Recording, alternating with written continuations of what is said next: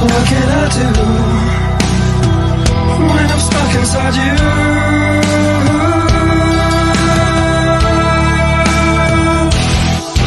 This cell of ice and fire, what blood red death, lust and desire, smell of life. What's up? What's up? What's up? Oh, Jesus Christ. What do we got going on over here? Hi. What's underneath there? This is my friend Head. I put one of, obviously my mask on it, but my girlfriend has a very interesting job where she goes around liquidates places. Yeah. She happened to find this. Wow. Holy in a shit, garage, dude. And she brought it home. So my girlfriend gave me some head today. Dude, that's fucking awesome. She didn't get two of them, did she? A man can only tolerate so much head in one evening. Oh, man. And it actually is a latex hood that's attached to some contraption. So yeah, just what's the contraption made out of? Oh, it looks like it might have been like part of something like Roy behind me. Mm-hmm. It was like some kind of a animatronic or something. It does look like that. Mm-hmm. However, she said there was no trace of the body. Oh, I know. Yeah, somebody disposed of the body, obviously. But okay. Wow. The head and really cool. Especially this latex hood, and it fits the mask pretty well. Of course, part 4 doesn't go too well because he doesn't have the. But yeah. Well, you can make that if you wanted to. I've seen you do it. I sure could, but I could even just use this for anything else. Yeah. So. It's pretty sweet, man. I dig it. Yeah, I don't know where it came from, but it's pretty cool. Came from a random garage during a liquidation. I mean, like where it was manufactured. I've never seen it. Maybe I'll slip this thing off here sometime and see if I can find any markings on it. Yeah, there might be markings. Yeah, it's definitely cool. But anywho, got interrupted there by Ted White there. Yeah. Rick Paulton, Ryan Inman, Whole Day Manslaughter Podcast, and we have a guest join us in due time here. He's in the waiting room. Ron George is a special effects guy, makeup guy. I'm going to bring him on in just a second. We got some comments first. Let's look at what we got here. JP says, everyone loves head. And, oh, yeah, on the ticker down below, it says the Cine Nerds podcast after the show will be live on Facebook. That is a lie. That is a lie. His account was suspended, so he is on live on YouTube tonight. So go to the Cine Nerds page on YouTube. They're going to be talking all kinds of superhero horror movies. No, not horror movies. We're talking horror movies. They're talking superhero movies. I'm screwing everything up tonight. I'm on a roll. But yeah, so it'd be pretty sweet. Yeah, Donald says his account was also suspended, but he got it back. So now he's back. Yeah, Donald, they think JP's not a real person too. So that's what he's dealing with now. So who knows? Who are all these people getting suspended? We can't be hanging out with the likes of those folks. I know we can't have their stuff rubbing off on us, man. Man, there's some bad influences out there. It'll rub. It's contagious. Rub up, get us suspended. Then what? I don't know. Have to figure it out. The kind of rub we don't want. No doubt. So I am going to bring Ron on real quick, or momentarily. I met him. He did that 21 Days of Horror Fest. So see, I got the T-shirt there. 21 Days of Horror. Let's just bring him on real quick. Boop. How you doing, Ron? Howdy. What's going on, man? Hey, how's it going, man? Can you hear me good? I can hear you perfect. You sound beautiful. Perfect. Which is great because a lot of people come on here and can't figure out their audio, and then we get a really crappy show like we did with Bob Elmore. Where... Oh yeah, it was a great interview. Otherwise, too. That's why I was asking, like, should I jump on early because we test it all out? I was like, yeah, we can dive in. I get everything going at about right about the time I send you the link, and then I just sit here and wait. Gotcha. If people come on early, we'll talk about what we're going to talk about and go from there. Usually a lot of people have trouble with I think the StreamYard link is the easiest thing in the world. That's why I do it that way. Yeah. But we've had a lot of people like, I can't get on. I don't know what to do. And it's like, oh, geez. but your experience with the technology, it looks like. Yeah. I work in IT. Oh, Oh, right there you on. go. Yeah. All right. Call himself for tech support, you know. Himself instead of Apu or whoever Hindu racist comment I'm making. I probably shouldn't. See, you guys, he lasts like 3 minutes on a wrestling show. He made it 6 minutes on this one. No, I got kicked off the wrestling show, man. I founded the wrestling podcast. I started it. My kid, and my nephew, who was basically my other kid, they didn't want me. They 86'd me, man. The old man. They couldn't have me on there anymore. So they do it themselves now. They're Bret Hart haters anyway. Who wants to talk to them?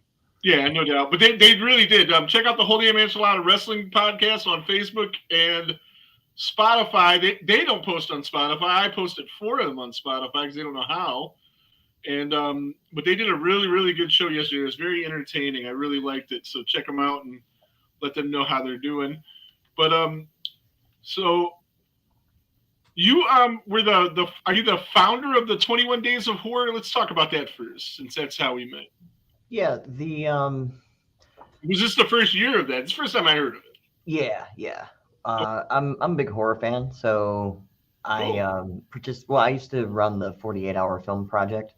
All right. And that's where you make a film in 48 hours. So that's pretty impressive, you know. If you can make a film in 48 hours that's like watchable and good and has great audio, right. You're amazing, you know. That seems very difficult. Yeah. Oh, it is. Mm-hmm. I used to do a bunch of interviews on YouTube. It was called Inside the 48. Interview people that did that. And the best comment that I got was it was the most fun they ever had being completely miserable. Probably no sleep, you know, if you have exactly. It's sleep is for the weak is what the t-shirt said. Yeah. So, you know, I was like, let's do something that is more polished, you know. And it's all horror. I like horror, you know. So I wanted it to be a horror fest, and rather than go in in like October and compete with all the haunts that are open and all the stuff that's going on, why not do it in the spring? You know, because people are jonesing for Halloween now, right? Because Halloween was over in October. So why not bring it around? And we used to have a film festival here called Fun Mill, which lasted 3 years. They just wanted to do a trilogy. And I basically took their spot because they weren't doing it anymore. I said, I'm taking this window of time. And I said, I'm going to do 21 days. So you have 21 days, which is 3 weeks to make a 8-minute horror short. And it should be nice and polished. And I think for the most part, everybody did that.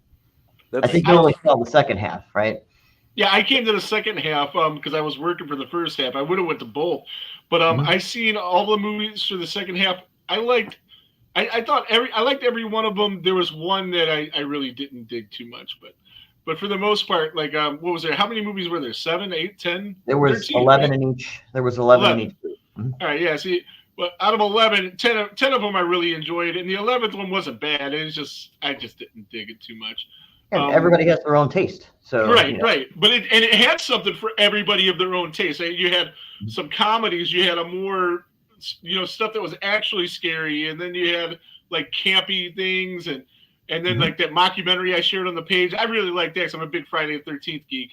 So they did the Jacob's Little Helper thing. As soon as it comes on, and they introduced the reporter's name as being what was his name? Roy Weend. Yeah. So I was like, I could tell right away what it was going to be. And me and my son who was there with me, he's like 8 years old, big Friday the 13th guy too. He loves it. And once we seen the name, we both got it and we really liked it. And Karen, what's up? Karen says, "Hey, you guys." But yeah. So I really dug that one. Now I'm not gonna sit there and tell you it was the best one of the film fest. It was the one I enjoyed the most just because of all the Friday the 13th references. The one I thought was the best, I think, came in second, which was the Mangler Marietta, I think it was called. That one got first actually. That was did it? Okay, we'll see. The right one won. Yeah. The right one, in my opinion. I thought it was the one that was got second place was in the first group. And they did. Okay. They had witches. I can. Well, I don't know if he has it public yet, but once he gets it public, I can send you that. Oh yeah, I definitely want to see it. Yeah, sure. The third place film was the very first film in your group that you saw. Yeah. which was like a Canadian were-sphinx in London, Ohio. Yeah. A couple of those movies had like eclipse elements. Were those shot during the eclipse? Yeah, so April 1st through April 21st, and the eclipse was the 8th.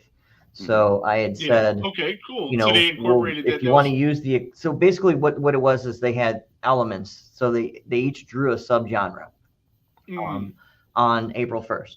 And I put 3 of each. We had 16 different genres. I put 3 of each in there. So you could, if somebody pulled that one, you weren't like, I really wanted that one. You still had another chance to get it. So then after everybody had their genres, I gave everybody a prop. And I wanted to do strictly horror props. So I used duct tape, because you can use duct tape in any horror movie. Sure. So that's why everybody's film had duct tape in it. And then everybody had to have the same scenario where the power goes out. So every film, somewhere the power was out or the light switch didn't work or something like that. And I said, if you want to use the eclipse as a way of the power went out, you can do it, because this is like a once in a 38-year thing that happens. So use it. So I couldn't stay for the Q&A afterwards, but I really wanted to I stayed for part of it, but I wanted to ask, was that shot really during the eclipse, or did you just use like footage or whatever? That was really cool. I really liked that. Mm-hmm. Right on. And you could pre-write if you wanted, but you had to fit your genre. There was no rules against not pre-writing it. That's wild to me, just thinking like you don't even know what kind of subgenre or anything you're going to be making until like day of. Well, they're listed on the website. Oh, okay. Yeah. So you know what the possibilities are, but you don't know what you're going to get until you until you play Russian roulette. If he has them all listed, you could at least kind of get you get a plan for each one. Direction. Yeah. Okay. Yeah. That's fair. Yeah, I don't know them off the top of my head, but there was trashy 80s, there was 90s found footage, there was horror spoof, true crime, witches in the occult, extreme gore, slasher. I don't remember the rest off the top of my head. There was 16 of them. Yeah. They were all listed on the 21daysofhorror.com thing. And, so what got you into horror growing up? Like what made you like what gave you the bite, as they say? I would say well, I was born in 74, so that's Texas Chainsaw, but I was too young to actually see it. I love Texas Chainsaw. I would say probably Halloween was like one of the first horror movies I got to see, because like a babysitter let me stay up and watch it, when it was like playing on what was called Preview at the time. Like when there was Preview, there was HBO and Showtime. I think that was it. Mm-hmm. We're talking 70s. Not in our house, man, because we couldn't afford cable. But in the neighbor kid's house where we used to go over there and watch cable, yeah, he had that. Or I'd go down to the video store and look at the cool VHS covers and be like, there we go. And it was like same thing with like records. You bought a record because the cover looked cool back in the day. And now it's like everybody's streaming stuff, and it's like, well, what's the record look like? What's the cover look like? Yeah. Now you got to go to the show and buy a shirt, because that's technically the record cover now. Yeah. Right. It's funny, like these bands drop music now, and it's all digital, and be like, they didn't even think about an album cover because they don't need one. It's like so weird. It's like what's the album art's a thing of the past. Well, I like to go to shows, and a lot of times the bands will sell their CDs, and I'll buy them there, even though I listen to all my music digitally. And then what I'll do is I'll flip the CD to somebody that might not be familiar with the band. Like hey, here's a band you should check out. Just give it to them, and then if you like it, download it and then give the CD to somebody else. And just pass it along. Because I've been going to local shows in Cleveland area like forever, since I was like a teenager. And Ryan's been in a band. Were you more than one band, or was Just Slim your only deal? There's a couple, but that was the only one that was really prominent. Yeah. So, and I was going to not mention that till later, but I can connect Ron and myself through only one degree of separation. Oh yeah? Well, let's hear it. Via music. His bass player used to play with Byron Nemeth, who engineered and did a guest guitar solo on my band's first album. So 1 degree. From Dark Arena? Or from which one? Dark Arena? Okay. I was about to say, I didn't even know you did music. How about that? Brian. Oh yeah. And he So a kid I grew up with, well, a kid, he's the same age as me, played guitar for you for a number of years. And that, And who was you're that? probably waiting for me to say who. Yeah. I played with lots of guitarists. Alan Marcus. Right. Oh, Alan Marcus, yeah. Yeah. I was one of my best friends when I was like 11 years old. So He's phenomenal. Oh. I was figuring that you had that you were tied to the music scene somehow, because I seen that you worked at Nightmare Cleveland, and you know, and I seen the tribute for Stacey Hatrix at the end of the film fest. So I was figuring you were tied to the music scene somehow. What are you in a band currently? Not currently. No. The last band that I was in was After the Apocalypse. I did that like right after COVID, and I did that for maybe like a year. Scheduling, just my makeup stuff just literally took off during COVID. I was one of those that was, I don't believe in COVID, honestly. I never got COVID. I was just like, whatever. So I wasn't afraid to go out and film. I've had so many of the COVID tests, because when you're on film, you got to get tested every single day. So it's like, I've had that thing shoved up my nose so many times. I don't care. It's like, but I wasn't afraid. So I was just. Did you ever test positive? What's that? Did you ever test positive? Nope. Never got COVID. Wow. I'm sure I got it, but I never tested because I just never did. I thought you did when you gave it to me. No, my wife tested positive. Oh, so she gave it to me. But she tested negative first before we went to that show. She tested negative, so I figured she didn't have it. But then she tested positive later. And I passed it to you, but I was never sick. I sat home for a year. I go out. To you. I mean, how the hell do I know? I sat home for a year. One of those non-vaxxed. I go out one time with this guy and I catch it. Well, we were at a Kid Rock show. I mean, nobody there was vaccinated. Come on. Yeah. Before that, I was in Dark Arena, and then Paul passed away. So it was pretty much. We have like 7 songs that Paul wrote demos to, and Juan wants to do a last Dark Arena record, just having his scratch tracks there, and then Alan's going to go over and just do like, hey, I don't know if it's ever going to happen, but that's the plan. We're just going to do one final, this last stuff that Paul wrote, maybe do a couple cover tunes just to fill it out and make it a full length. And that would be the end. I knew him not very well, but I knew him. Mm-hmm. He was stubborn. A hell of a fucking player. Yeah. Oh, yeah. He's a stubborn guy. If you crossed him once, that's it. He doesn't give you a second chance. Nah, I never had any cross words with him. So, yeah, he's a good guy though. He's a talented musician. Definitely. And then before that, I was in Morality Check for the longest time. I think like 2003 to 2009. That sounds super familiar. Corey James was the singer, and he sounds pretty much like David Draymond. So we were kind of like in that vein. Yeah, in 2003, I was still active though, you know. But by 2009, I definitely wasn't. So I called it a day on my music. My music days very young. So I did a couple bands out in Dallas or out in Houston when I lived out there, and then in high school I was in a band called Despair, and then our original name was the SS, and people were like, "You can't call yourself the SS." It was like 89, 90, so they're like, no, you can't call yourself the SS. Yeah, especially rocking the shaved head. I don't think it works.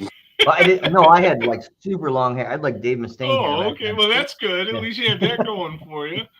Yeah. So what made you want to get a career in film? How did you get started doing that? Did you like go to school or? Nope. Self-taught. Self-taught? So it started, I got invited to a zombie walk in 2006 or 7, somewhere around there. And I was like, what is this? And they're like, oh, you just come out. It's like a food drive. They'll paint your face, or you can come with makeup. And I was like, all right. I came out and did that. I was like, this was fun. I brought my daughter. I'm like, your kids allowed? They're like, kids make the best zombies. Cool. Yep.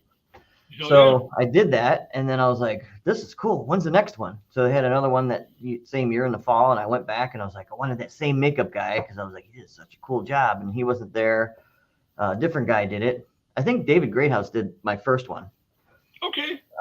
And then I don't remember who did the second one. For those that don't know, he's done masks and stuff for Mushroom Head and things. Like the OG Mushroom Head makeup guy.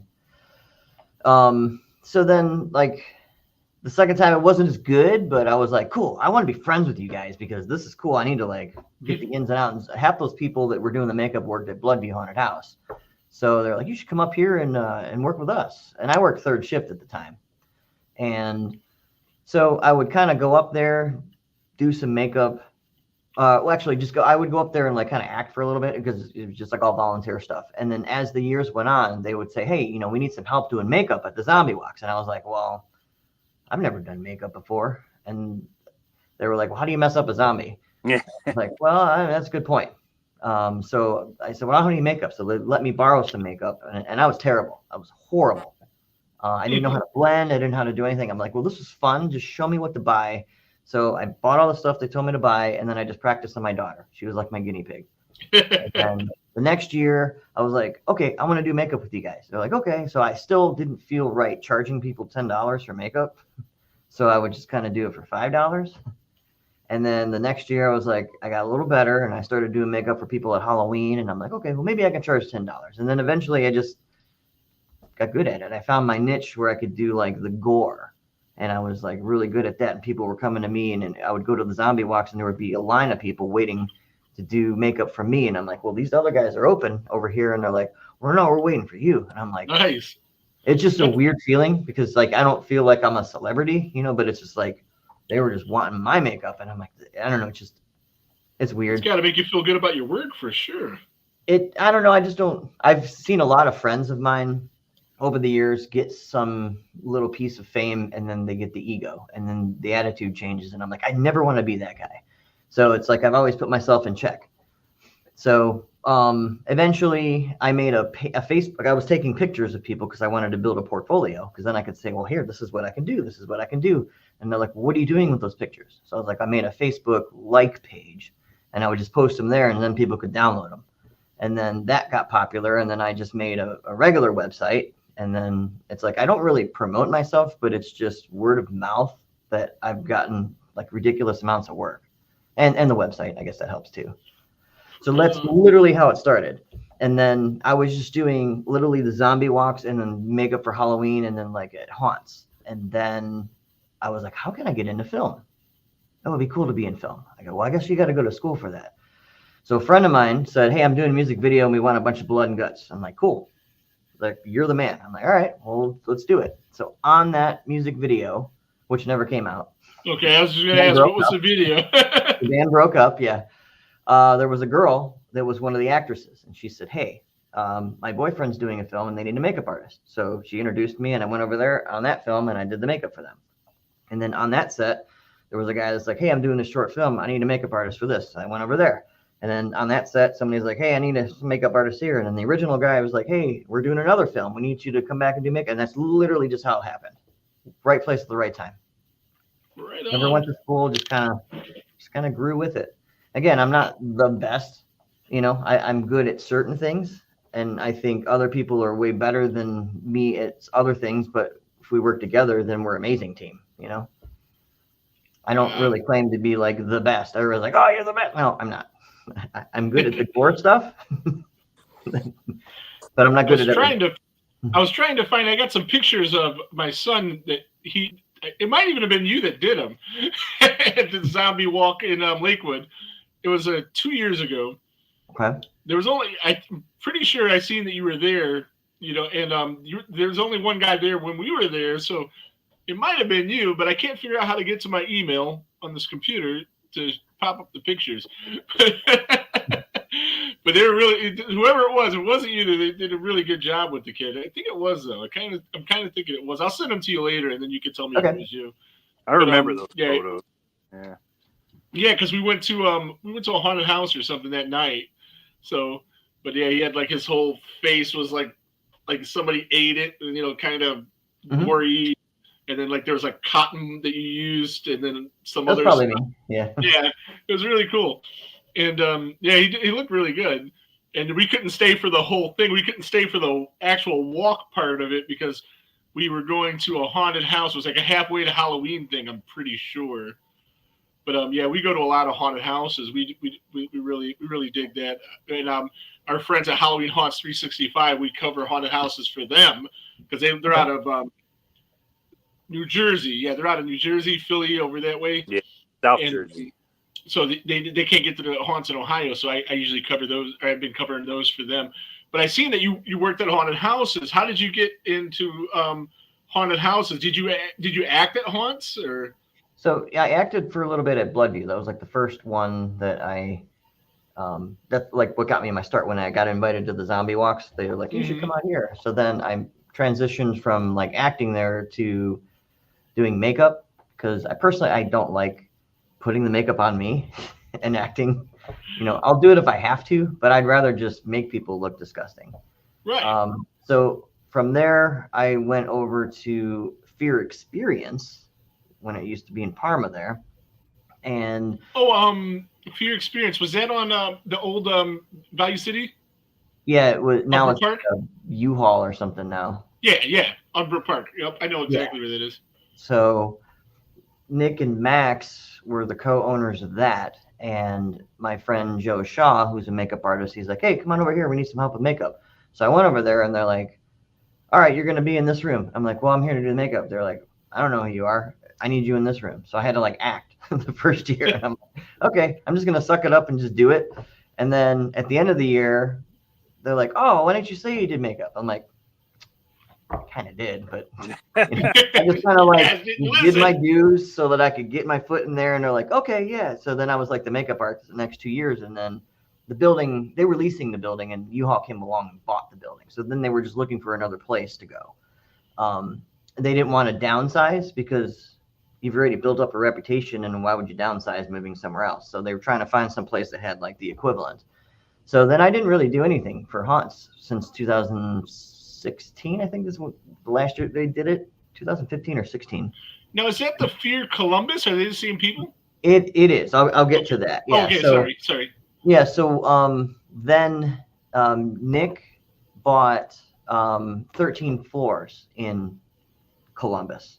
So the first year that he owned it, it was still run under 13th floor. And I think Max and him didn't want to partner anymore. So he couldn't use Fear Experience. So he just made it Fear Columbus and pretty much just rebranded it down there.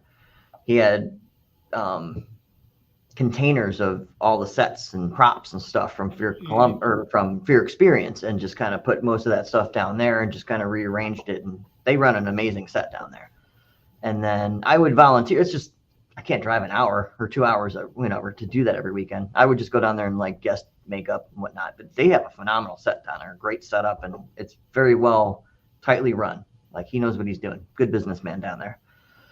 And then I did, a friend of mine asked me to help out at the Akron Schoolhouse and Laboratory. So I did one season 2 years ago out there. And that was like 45-minute drive for me. And I kind of just didn't want to do it, but I was helping them, doing them a favor. So I did makeup out there. And then Rick asked me to help out with Nightmare Cleveland last year. Because the first year that they opened, they did like a half season. Like it was just like 5 weeks or something for the first season. And then last year was like the full official first season. And then they restructuring this year, so it's slightly different this year. So you'll see some different stuff there this year. Yeah, their stuff is amazing, man. We had him on the show to talk about Nightmare Cleveland, and we actually had Vaughn from Chippewa Lake. Is it Chippewa Lake or Chippewa Falls? Chippewa Slaughterhouse. Yeah, I always mess that up. But yeah, he was on too, and he was one of the people that couldn't figure the StreamYard deal out. So we had to have him. He called me on my cell phone, and I held my cell phone up to the speaker to interview him, but it worked out. But yeah, they got some amazing stuff at Nightmare Cleveland. We went and did the gun thing there in a couple months ago. They should run that every week. I mean, that's absolutely insane.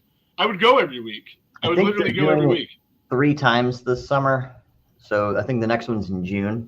Oh, so Nightmare Cleveland is going to do it again?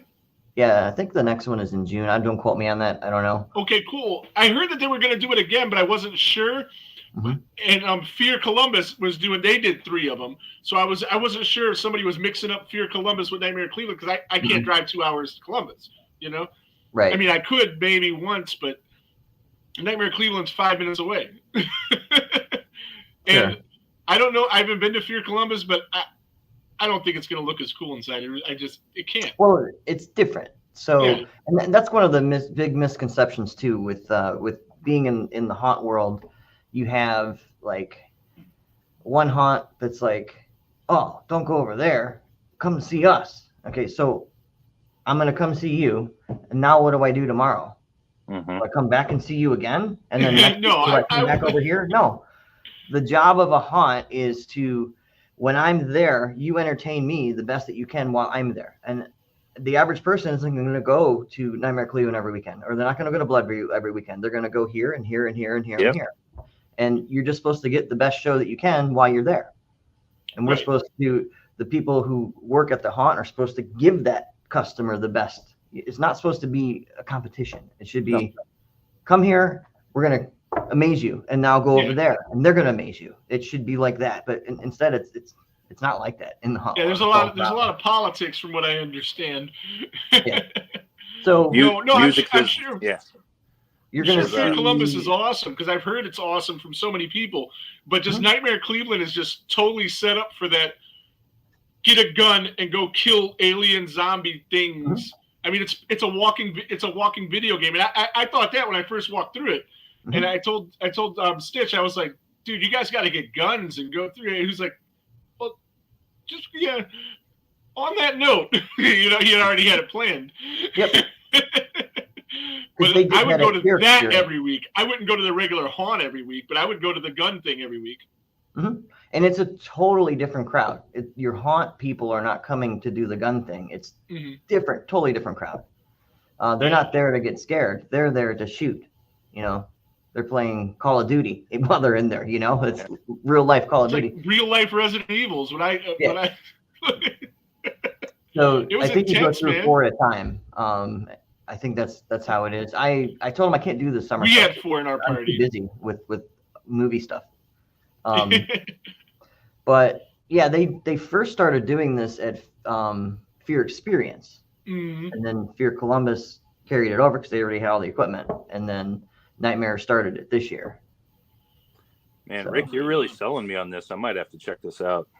Oh, it's amazing! I'm gonna buy you a ticket. I'll buy you a ticket if it's coming back in June. We'll go. Well, how can I say no to that, right? Yeah. No, it's amazing. I'm not much of a haunted house guy, but I did do 4 of them this past year. By doing the show. Where did you go? The 3 that we already named, and then another one. Which one was that one? I don't remember. But I did Nightmare, I did Chippewa, and Akron Haunted Schoolhouse and Laboratory. See, they're all a completely different experience. They are. I think the Nightmare Cleveland, honestly, to me, felt like the best produced one. I felt like it was the most made, but I enjoyed, for me personally, I liked Chippewa the most, just for me personally. I've never actually had a chance to walk through it. I've gone to the barbecues that they have there, like for the staff and stuff, and I've walked through it without actors in it. Yeah. But I'm always doing stuff. I'm never there. I mean, just the final exhibit of that thing, it just blew me away. Like, it's where else in the world are you going to see that? Nowhere, In case you haven't done it, I won't say it. So yeah. And there's a lot of haunts that'll have like a mismatch of everything. So they'll have like zombies here and clowns here and hillbillies here and this and that. And then there's like Nightmare Cleveland has a theme, which is one theme all the way through. Yeah, it was the most original. That's what I like better. Yeah. And I like the old school one, like you're talking about, where you have your clown room, your doll room, your all this, and that's fun too. But Nightmare Cleveland and Chippewa is like Chippewa's like I'm walking through the Texas Chainsaw. Like I get that same vibe when you're walking up and they're playing Sleepwalk over the sound system, and you're walking up kind of like the way Terry McMahon Pam is walking up to the house in 74. And even though it's at night, but you get that kind of same, I'm getting transported into this whole nother world vibe, and just, oh God, I love it. I can't wait for it to reopen. But I guess we went off on haunted houses enough. I guess. Yep. Most of that, like Nightmare Cleveland, that literally that's all from Rick's brain. Yeah. Oh yeah. We had him on for a very detailed interview last year. Yeah, he told me about that when we were working together at Fear Columbus. He's like, I'm going to do this, and in like 2 years we're going to have this up and built, and he did it. He did. Yeah. So, what are some special effects makeup artists that you looked up to coming up, and like that were maybe your favorites or inspired you? Well, see, I got it into the game late, so I didn't really think of that. Like growing up, I wanted to be a rock star, so that was my focus. I wanted to play guitar and get out there and rock. So Right. by getting into it around 2006, 2007 is kind of like where I was like, oh, maybe I could do this. It was hard to say that I had an influence. It was just like I liked certain films because the way they looked, but I didn't know who the makeup artists were because that wasn't my focus. Like that wasn't my goal at that point in life. Right on. So that's a hard question to answer. That makes sense though. Yeah. But I like, I like Creature from the Black Lagoon. That's probably like my favorite creature. I love that movie. It's classic. Good stuff. I love that movie too. But I like a good slasher. I like the really disgusting stuff, like August Underground. Fred Vogel is like a master with that stuff. I like that stuff. I don't know if you're into that. Like I've been getting into Fulci lately, and I'm really digging that. Like today, I watched House by the Cemetery, and I think it's it's a top 5 horror movie I've ever seen. It's fucking amazing. It's a masterpiece. Like this guy was just sick, man. Like Fulci's awesome. And you see, I got the zombie painting behind me that this artist did for me, and I bought that before I even knew what zombie was. I was friends with him because he was on another podcast, Death Curse Society, and he's been on their shows, and so I was friends with him, and hey, this work in progress, and I'm like, wow, that looks so cool. So I was like, I made a deal to buy it, and then I'm watching. I didn't have to watch. I'm going through Tubi, and I came across the movie Zombie. I start watching. I was like, oh shit, that's my painting. So I didn't buy it because I was a fan of the movie. I bought it because I was a fan of the art. But I am getting into Fulci's stuff. It's insane. Oh, he's fully going down that rabbit hole. Yeah, yeah. I got the 4K Zombie, the 4K House by the Cemetery. Saturday City of the Living Dead will be here. It's good stuff. Were you a collector of physical media as well? You know what? I used to have everything on DVD and everything, but I sold all that stuff because I had the idea like I could always watch it just with the button on my remote. Why do I need this stuff? Right. So then we started doing this show, and it's like, oh, we want to review X movie, whatever it is. It's nowhere. The first one was the first one we had to go buy was Behind the Mask, the Leslie Vernon story. Leslie Vernon. And I thought I could find it. I couldn't even find it to pay for online. So I go to Record Exchange. I do Lyft. So I end up at Record Exchange, different record exchanges, and I've been buying back all this stuff that I used to own. So now, yes, I am a collector of physical media, and I have tons of it. But a year ago when we started this, I had nothing except for my Friday the 13th box set. Yeah, you got to pry that out of his cold dead hands. Yeah. I probably buy 15 to 20 Blu-rays a month. Yeah, I used to. Yeah, I don't buy that many, but I probably 5 to 10. It all depends on what's available at the exchange, And but then I order some too. Like I've been ordering these 4Ks, and then I buy stuff from Scream Factory. What's Scream Factory, right? Where I deal with them a little bit and go to cons and buy stuff there, flea markets. Yeah, I have a list of stuff that I want, and then I look for it and find the cheapest place to get it. And in the beginning, when I started doing this, it was just like, okay, DVDs. And now the last 2 years, I've become a snob, and I'm like, well, okay, if it's on Blu-ray, I'll buy it on Blu-ray. But if it's only on DVD, I'll buy it on DVD. That's and now it's like, I'm the same way. On 4K, I'll buy it. Or now I'm going through going, okay, I'm going to buy this DVD on Blu-ray already because it has a different, cover. And then I'm going to buy it again because now it has a different slipcover. So I have like 4 or 5 of the same movies that I've never opened because now it's a different version of that movie. I'm that guy. No, I'm not that guy, but if they come out with a new version that has like some special features, like a commentary track or something that the other one didn't have, then I might buy that. Yeah. But normally, like you, I'll buy the 4K if it's available, if not the Blu-ray, and then if not the DVD, or if it's something we're going to review for the podcast. And like we did No, we didn't do The Fog on here. Death Care Society did The Fog, and they did the remake of The Fog. And I hadn't seen, yeah, oh my God, it's the worst movie ever. And, one of the hosts on that show has been every week, like, he just bashes this movie. He's been talking about it forever. Like, anytime a bad movie, he always just goes off on The Fog remake. And I didn't believe him how bad it was, but I only paid $3 for it. So.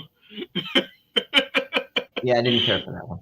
But I got probably maybe 25 minutes into that reboot of Nightmare on Elm Street, and I was like, this doesn't have the same vibe at all. I never even finished it, so I have no idea what the rest of it's about.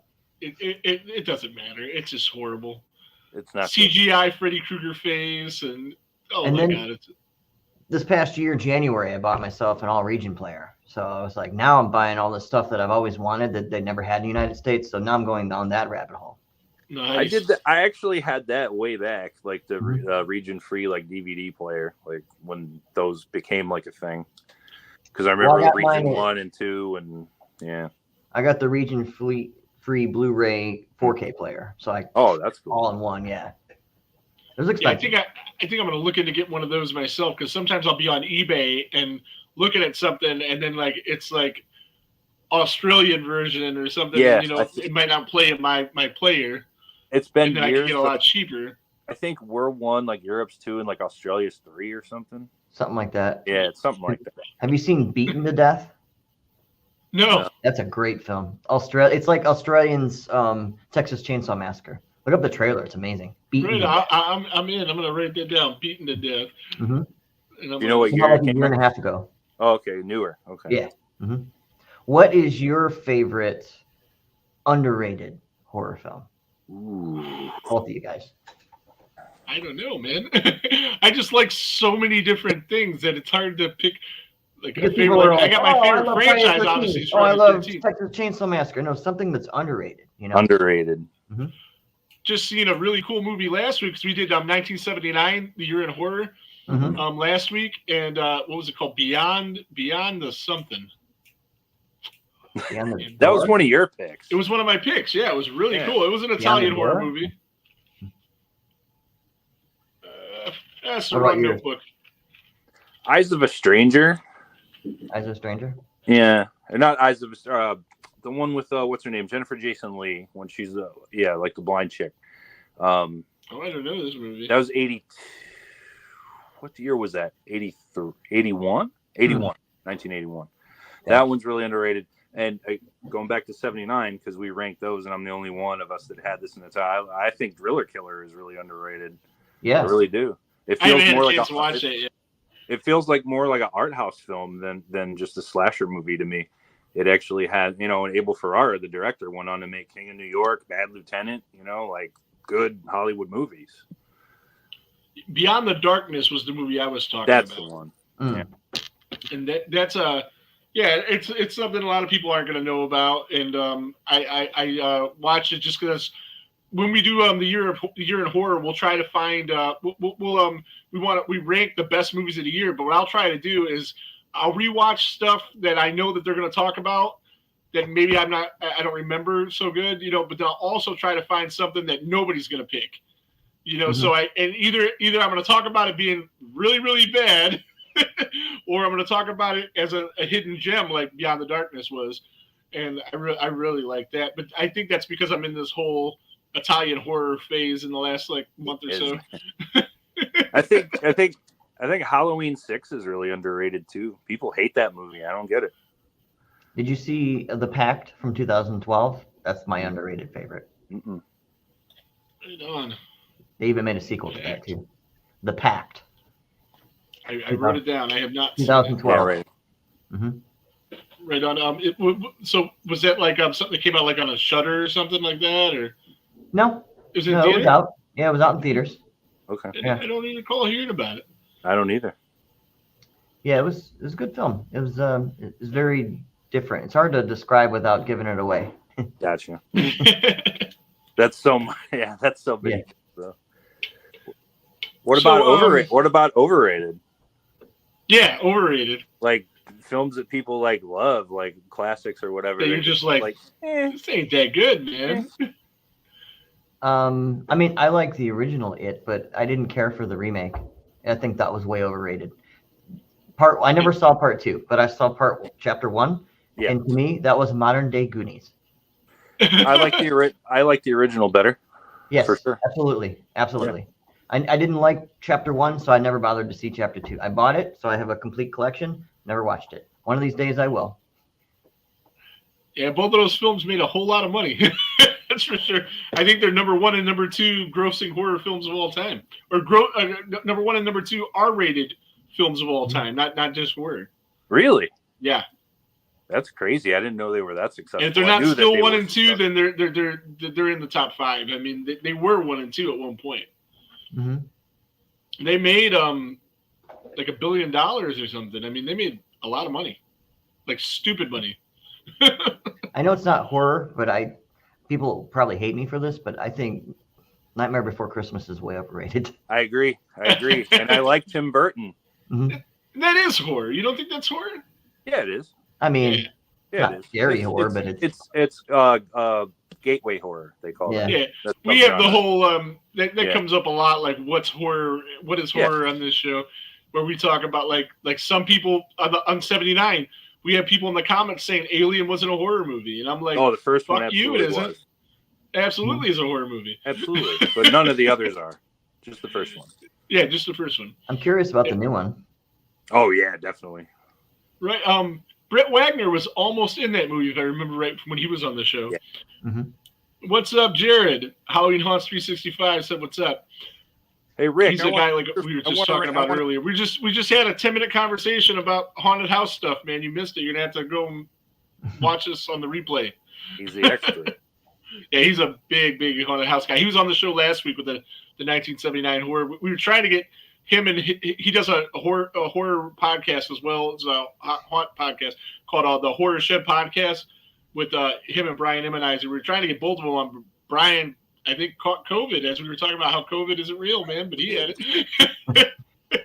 Either that or he just didn't feel like doing shit. I don't know. But I didn't know what it was. I just heard he was sick.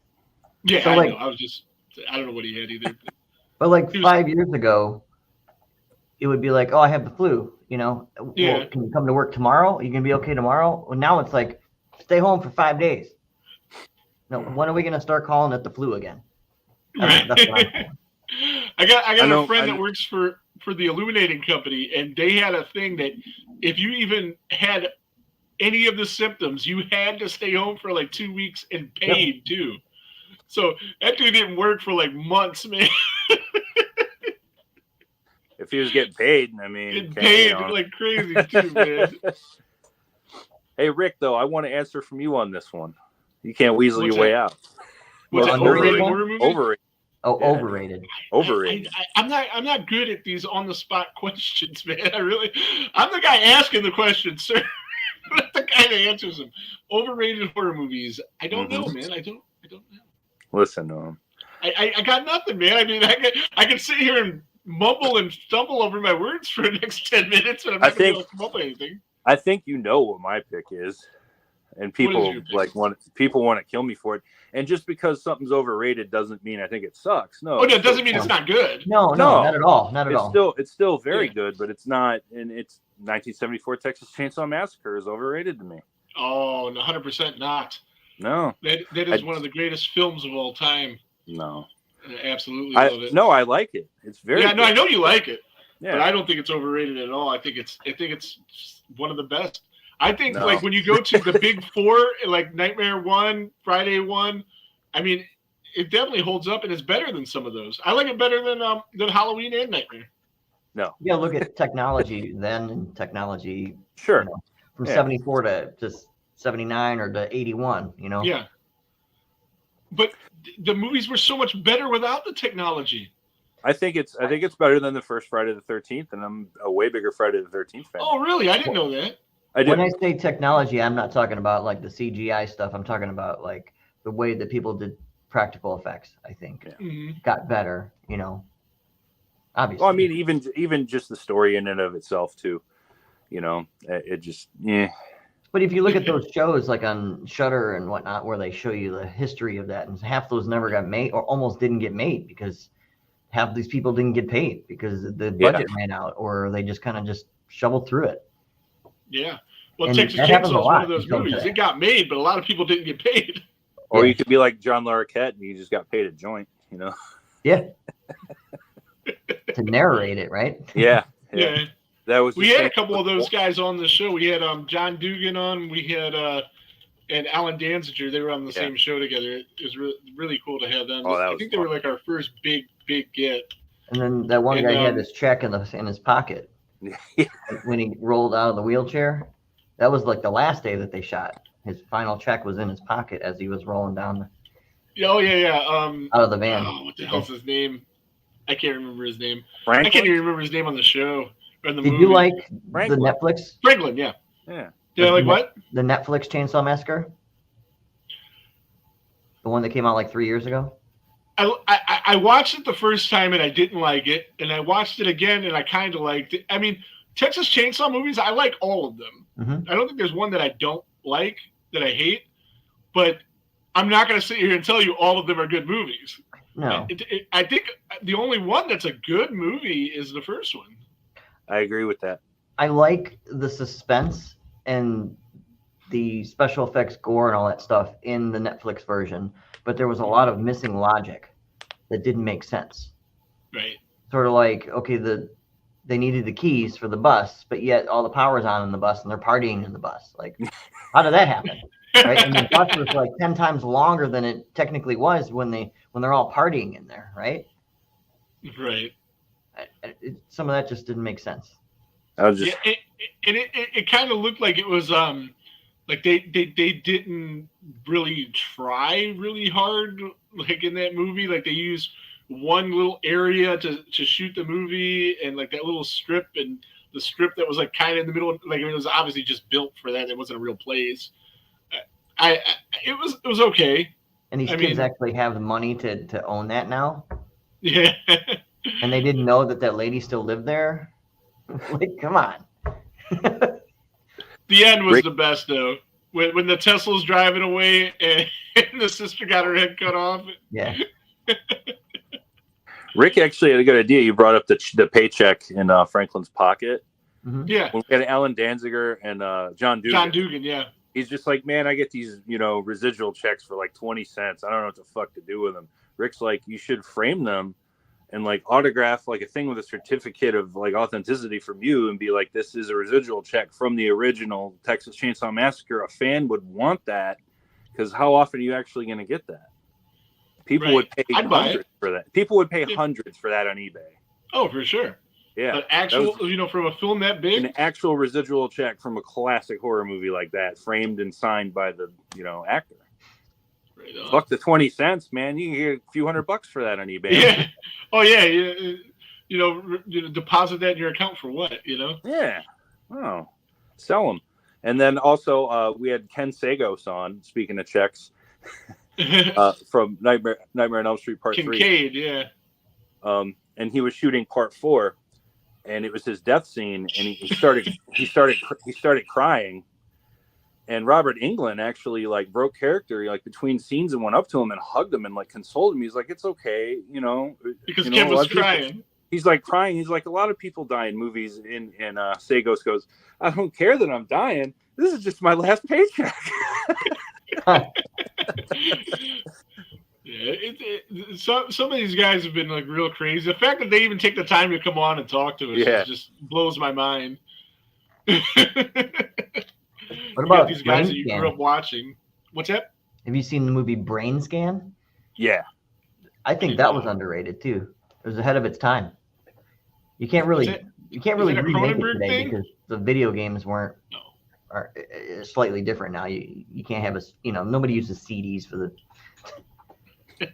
I think the only dumb part about that was Trickster, the evil guy from that. It's been a long time. I'd have to rewatch it. I do remember that one though, for sure. It's been a long fucking time. What year did that come out? Probably 90, 91, maybe. Yeah, I was in like Primus was the soundtrack for that. Yeah, I was in like right on. I was probably in like 6th or 7th grade or something when that came out. Edward Furlong. He was the lead in that. Yeah. It was Seventh probably grade sounds right. yeah. Sixth Yeah. grade, 1990. That seems about right because that's right when he was in all those like Pet Cemetery and then Terminator and all that. It was right after all Pet that- Cemetery. Yeah, it was right around all that same time. Then he got really fat and did a Crow sequel that sucked. Oh, let's not go there. Yeah. Okay. So that's one. I never really cared for The Crow. Oh, I love it. All right, there I'm you sorry. go. I do like The Crow. Yeah. I do like it, and I'm going to try to see it. It's going to be in theaters next week. But it is definitely overrated, man. And I think if Brandon Lee doesn't die, then it doesn't have the following that it has. I Yeah. agree with that. I I can't saw argue. it. I was like, okay. But then I was like, it's not good enough for me to want to see the second one or the third one or the fifth or however many they made. I never saw any of the other ones. They were all That bad. was another They thing were all that bad. got me mad is when the second one came out and they were like, I can't believe they're doing this without Brandon Lee. Like, he wouldn't have been in the second one if he lived. Right. Yeah. That's not the way these books work. No, it's like graphic novels and stuff. It's just He's going to be at that thing we're going to be at in Michigan. And speaking of Michigan, St. John's, Michigan, Jason is in the house. What's up, Rob? In Monroeville, September 13th, when we see Melanie Kinnaman. James Obar is going to be there as well. So you'll be able to meet the guy that wrote the movie. I was trying to get him to come on the show, but I can't get contact info for him. No? I think it'd be fun to have him on with the new reboot coming out to see what he thinks about that. But I can look into that. yeah, okay. I mean, he's not on social anywhere, like so like I can't like get any contact info, but he does all these accounts, so somebody got to be able to get a hold of him. Yeah, we got to know someone that knows him. Yeah. And I think he'd do it. I think if you asked him to do it, I think he'd do it. And it could be fun. And I haven't seen him do any of these shows, so with the new movie coming out, could be sweet. So Ron, what are you working on right now? Anything interesting? I have quite a few things going on. I have we're starting Crocodile. I think that's Crocodile. Crocodile. Oh, is that exactly what it sounds like? Yeah. Yeah. That's amazing. I believe that's supposed to start in August. I guess it depends on how our fundraiser goes. Hollow Lake is another one that'll be starting. I think the director's out of like Vegas or somewhere out that way. He's filming it here in Cleveland. Oh, cool. Nice. Saves money.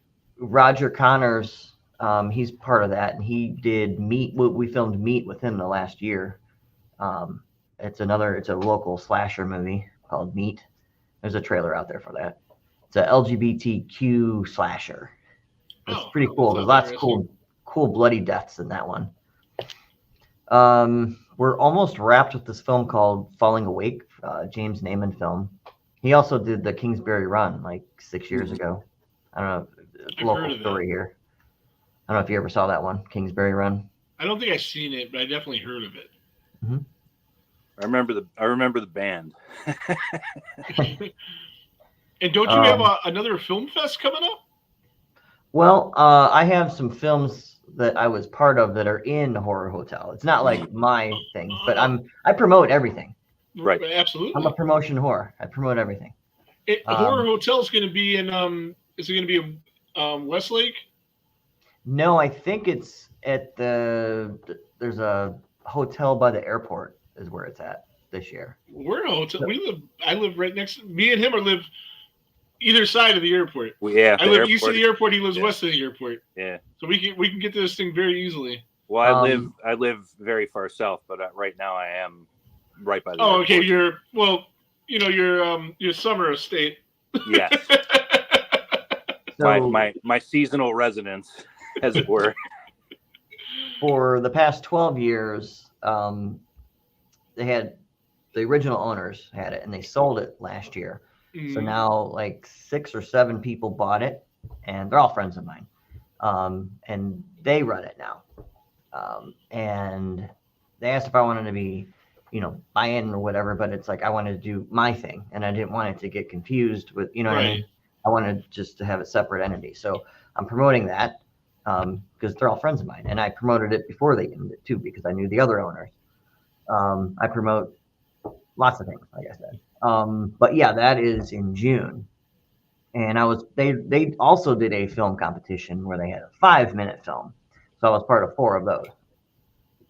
And when I went to the Cleveland Film Fest for their horror thing that they did, Rakefet Abergel was on our show.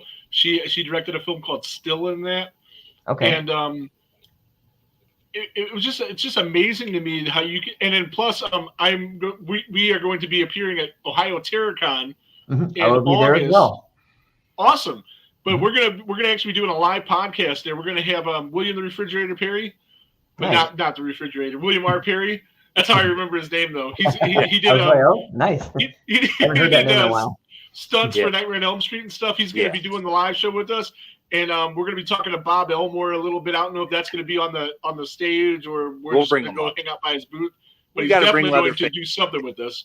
We're going to bring Leatherface on stage. Why did I bring that up? Oh, because I am reviewing horror movies for the judging horror movies for their thing, and so but for these short films, a lot of these short films, it just amazes me that in 4 to 8 to 10 minutes you can get your whole point across. And have a whole movie in 4 to 10 minutes. It amazes me that people can do that, get that whole idea out. And when I'm judging them, that's kind of what my biggest thing is, especially with the shorts. Like, did you get your whole idea out there? Did you have enough time? Were you able to tell your story in 10 minutes?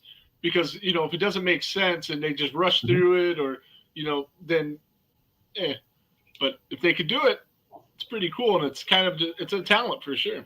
I'll have to send you my film. It's not public yet. Okay. But I'm. Actually, are you going to be for the Ohio TerrorCon? Is it the film there? I didn't know that they were actually taking submissions for that. I thought it was just like all guests and stuff. So. Oh no, they definitely are. Yeah, I was going to say. If you did some, no, it's still. I think you still could submit. But I was going to say, if you did submit it, I have access to it already, and I might have even seen it. I didn't. Yeah, I didn't. Okay. Because I've seen a bunch of them. I've watched, I think, like 25 to 30 of them. I only watched one that was a feature length though, because it's hard to find the time. And the one that I did watch that was a feature length was called Redhead. And if you like Terrifier, if you like Texas Chainsaw, Ryan does not like Terrifier. But no? I think it's just a different twist on the horror movie where there's this woman, and she goes through absolute hell in the beginning of the movie, and she survives this really horrific experience and goes into like a mental hospital, and she eventually comes out of the hospital. It's like, all right, you've been here, you should be okay. And she has this like all men are just evil people thing like in her head because of what happened to her, and then she starts deciding that she needs to unleash judgment on all these people, and in very violent and crazy ways. And it's really cool, man. It's a really cool movie. But they're going to be there at Ohio TerrorCon, the director and the actor, as you'd be able to meet them. And their movie is called Redhead. Now they're shooting a sequel to it, too. It's on Indiegogo or one of those raise money for a movie things. I'm pretty sure it's Indiegogo. Are they from here? They are not. They are from somewhere down south, because she's very southern. I think West Virginia, if I'm not mistaken, but I could be wrong. Is the sequel called Brunette? No, unfortunately, no. It's Redhead 2. I did a short film called Ladies' Night, and it never got released. We filmed a whole bunch of stuff, and I don't know. It was just these 3 women just killing people, and I'd love to see some of the footage. I have some behind the scenes from when we put it, but it was from like 2014. Never came out. Somebody down in Dayton was filming it. So how do you make money on these short films? You don't. I mean, I'm sure that's not the reason you even do them, but like most people, they're released into film festivals. They're also released on YouTube and things like that. So like I can't see. You mean as far as how does a filmmaker make it money, or like actors and people, cast and crew? Cast and crew. I understand that you're doing that out of the budget of the film, but I'm saying like, how do you get like the return on investment on that? I mean, people aren't buying tickets to see it. Sometimes, like if you're an earlier filmmaker, I've seen a lot of people. I can't speak for everybody, but I'm explaining what I've witnessed. They will take the first one and they'll take the first thing that jumps out at them, distribution, and then they're like, yeah, they'll put it out there just to get their name out there, you know. And usually, like ITN will pick anybody. That's like, I don't know. I've never seen a good film on ITN. No offense. I don't even know what ITN ITN is. is like the worst distribution company ever. If I'm in like Walmart, I'm like, that's a cool cover, and I look at the back, I'm like, the movie's gonna suck, and I put it back. Sometimes I accidentally buy one at Record Exchange, and I'm like, damn it, it's an ITN movie, and I'm like, it was bad. I have not seen a good ITN film, and I didn't care for Winnie the Pooh. So. Oh, is that ITN? Yes. Oh, okay. The first one. I didn't even bother to watch it. Yeah. I knew it was going to be horrible. It's going to be one of those things. The only reason people watched it is because it's Winnie the Pooh killing people, and it's like shock value of what it was based on. But I guarantee it's a bad movie. It was garbage. Just like it's just as comparable to Night Swim, because that was the worst film of this year. I got to see that for free. I got to go to a screening of it. Me too. And because I got to go to see, through probably the same way I did. Yep, Rick. So walking out of it, man, everybody had a bad opinion of it. That's for sure.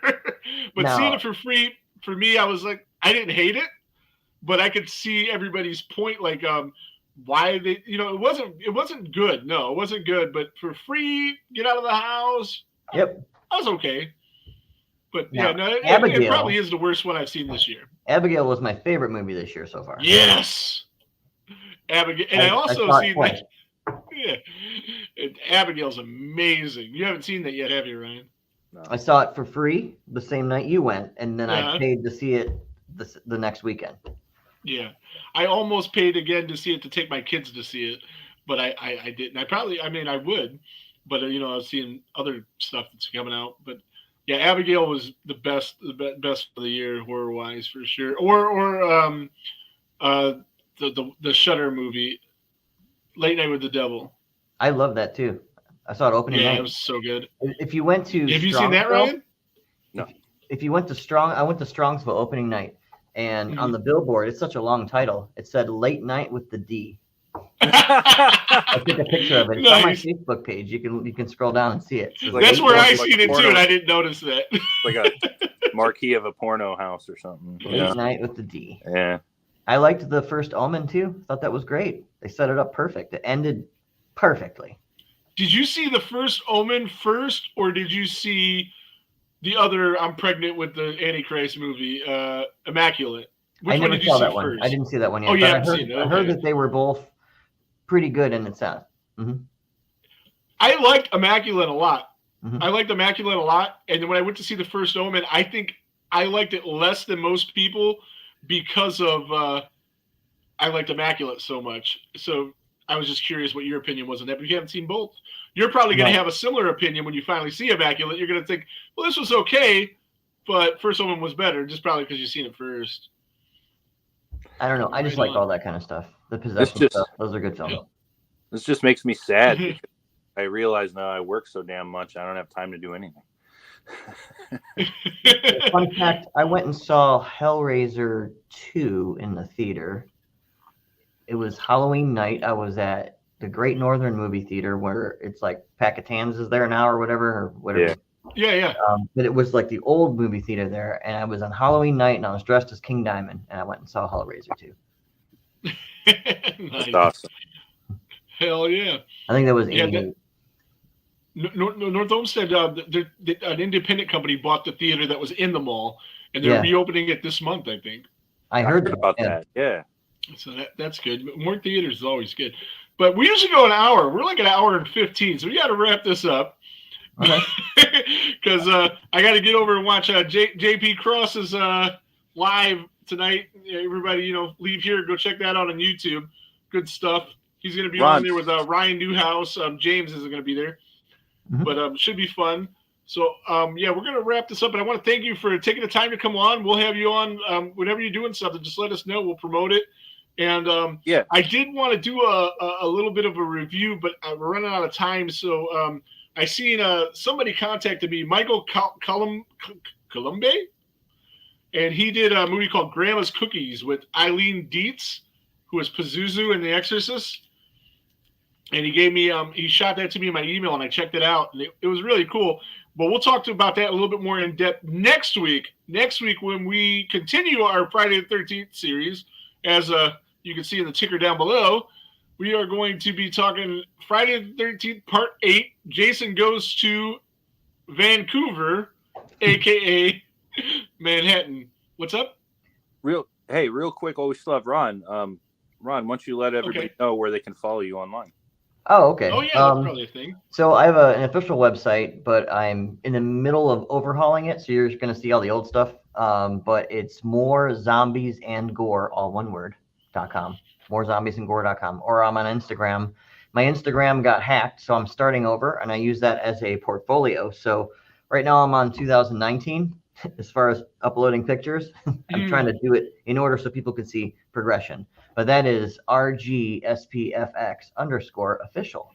And it is private, so you would have to request. Right. Because I made it private because I'm trying to upload stuff. And when you upload a bulk of stuff, you get a bunch of spammers. Yep. So once it's done, then I'll open it up and it won't be private. But you feel free to request me. Now, you were talking about Crocodile earlier. Do you still have funding for that going? Is that an Indiegogo thing or anything? It's currently running right now, and it's on my Facebook. There's like a link. If you go to the Facebook page, it's like the top link. Okay, we'll share that. Yeah, we're going to share a link for that. I wrote that down. Yeah, it's all on there. So we could share a link for that, and we're going to donate something to it for sure. But yeah, thanks again for coming on, man. It was definitely fun chatting all things horror with you. And we had a great time at 21 Days of Horror. Can't wait to do it next year. Next year, I'm going to take the whole day off, though, so I can see both of them. Is it going to be back at that same theater? Yep, it'll be back at the same theater. I'm doing a survey right now with all the teams to see if we can just do one price for both screenings instead of doing two separates. Either way, I'm down. And then maybe we'll give some tickets away in your show. Yeah, we can do that. That's for sure. That'd be awesome. But Ryan, you got anything you want to add while we close this thing out? Yeah, everybody check out Ron online. Thanks for coming on tonight. And there goes the neighborhood.